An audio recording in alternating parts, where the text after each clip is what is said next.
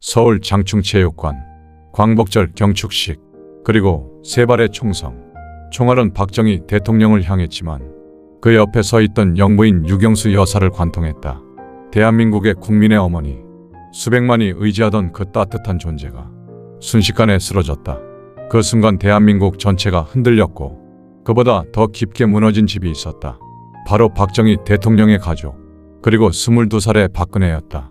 장례가 끝난 뒤 청와대는 유난히 조용했다. 강요들도 비서들도 경호실도 말과 발걸음을 낮추었다. 그때 박정희 대통령이 딸에게 조용히 말했다.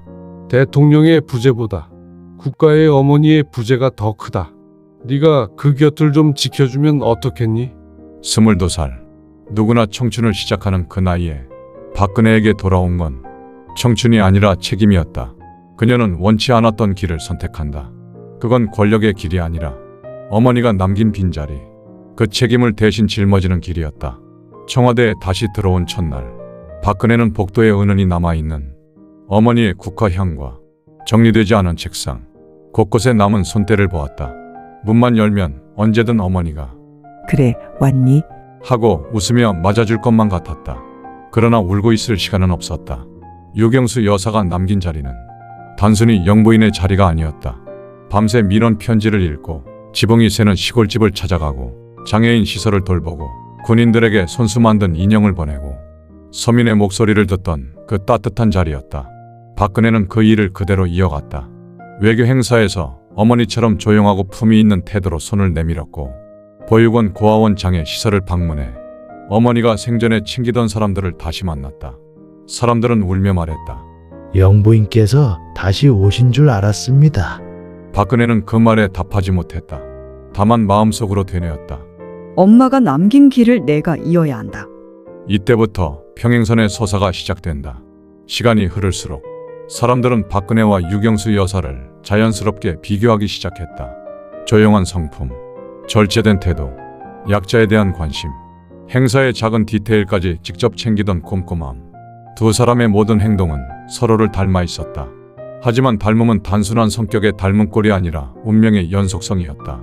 한 사람은 시대의 폭력에 쓰러졌고 다른 한 사람은 시대의 폭풍 속으로 다시 걸어 들어갔다. 한 사람은 남편을 도와 국가를 뒷받침했지만 다른 한 사람은 스스로 정치의 중심으로 나서 그 빈자리를 이어갔다. 그리고 사람들은 점점 깨달았다. 두 사람은 다르면서도 같고 같으면서도 다른 두 개의 평행선이다. 어머니는 조용히 헌신했고 딸은 조용히 책임을 졌다. 헌신의 방식은 달랐지만 그 뿌리는 같았다. 절제, 책임, 행동, 그리고 조용한 강함. 박근혜가 정치에 나선 후 강조한 주제, 약자 보호, 복지, 공정.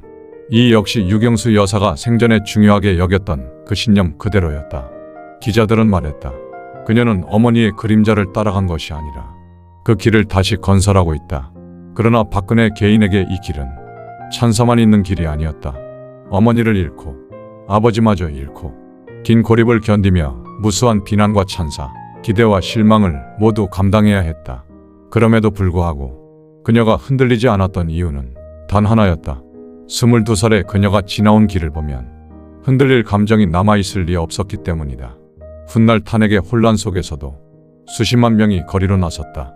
그 장면은 유경수 여사의 장례식 당시 수십만 명이 길가에 서 있던 장면과 묘하게 겹쳐 보였다. 한날은 국가의 어머니를 떠나보낸 날, 다른 날은 국가적 논쟁 속에서 또 다른 상징을 잃어버린 날. 눈물의 방향은 달랐지만 그 근본에는 똑같은 감정이 있었다. 이 두 사람은 대한민국에게 무엇이었는가?